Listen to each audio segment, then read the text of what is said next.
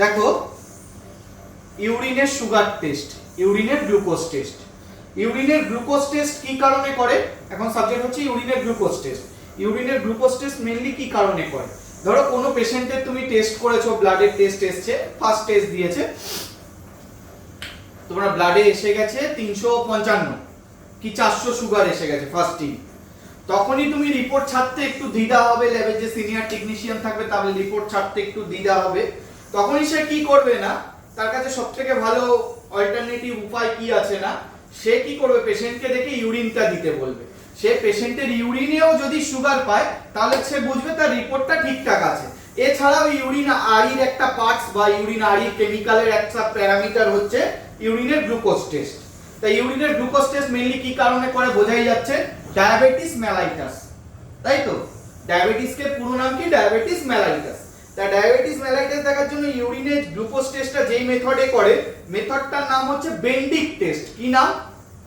বেন্ডিক test. তাহলে এটা করতে গেলে একটাই রিয়েজেন্ট লাগবে, বেন্ডিক্ট রিয়েজেন্ট। কি রিয়েজেন্ট? বেন্ডিক্ট রিয়েজেন্ট। ঠিক আছে, রিয়েজেন্টের কালার দেখো ব্লু কালার। তাহলে কিভাবে টেস্ট আমি করব, স্টার্ট করি। আর পেশেন্টের ইউরিন তো লাগবেই, তাহলে টেস্ট আমি স্টার্ট করি কিভাবে করব। তাহলে ফার্স্টে 5 ml মতো বেন্ডিক রিয়েজেন্ট টেস্ট টিউবে আগে নিয়ে নাও। 5 ml মতো বেন্ডিক রিয়েজেন্ট টেস্ট টিউবে নিয়ে নাও। এবার কি করবে না, এবার 8 থেকে 10 ড্রপ ইউরিন বা 500 মাইক্রোলিটার ইউরিন এবার তুমি এর মধ্যে অ্যাড করো।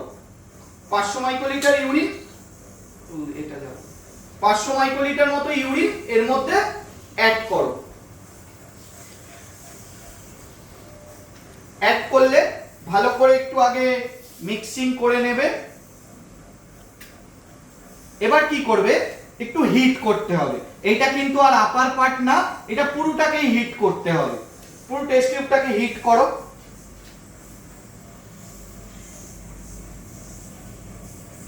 কখন বুঝবে তোমার হিট হয়ে গেছে? যখন হাতে তোমার একটু টেস্ট টিউবটা, আমি এই টেস্ট টিউব হোল্ডার দিয়ে না ধরে হাতে কেন ধরছি না, কারণ হচ্ছে কি আমি বুদবুদটা ফিলিং হবে আমার হাতে, গরম হয়ে গেলে একটা বুদবুদ ফিলিং হবে হাতে।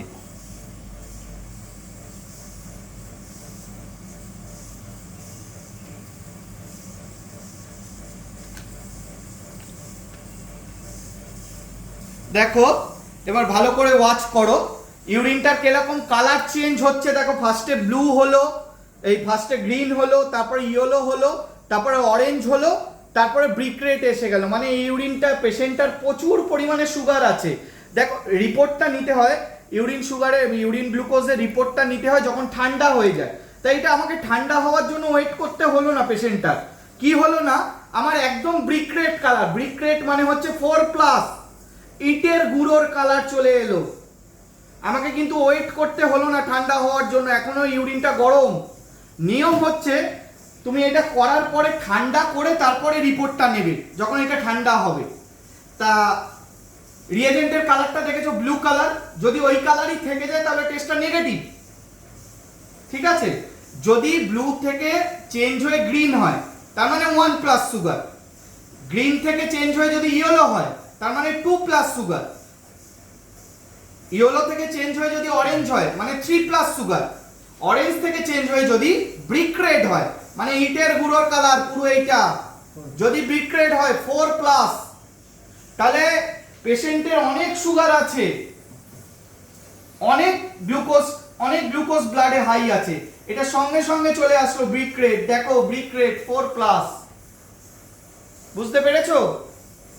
এই হচ্ছে ইউরিনের গ্লুকোজ টেস্ট। তাহলে আরেকবার জাস্ট ডেসক্রাইব করি কিভাবে করবে। ইউরিনের গ্লুকোজ টেস্ট কি মেথডে করে, মেথডটার নাম হচ্ছে গিয়ে বেন্ডিক, এই মেথডটার নাম বেন্ডিক টেস্ট। ঠিক আছে, তা কিভাবে করতে হয়, একটা টেস্ট টিউব নেবে, ভালো স্টেরাইল টেস্ট টিউব নেবে, 5 ml মতো বেন্ডিক রিয়েজেন্ট টেস্ট টিউবে দেবে, দিয়ে 8 থেকে 10 ড্রপ বা 500 মাইক্রোলিটার ইউরিন ওর মধ্যে অ্যাড করবে, একটু ভালো করে মিক্স করবে, হিট করবে। হিট করার পরে ঠান্ডা করে তুমি কালারটাকে অবজার্ভ করো, তারপরে তুমি রিপোর্টে লেখো। ঠিক আছে?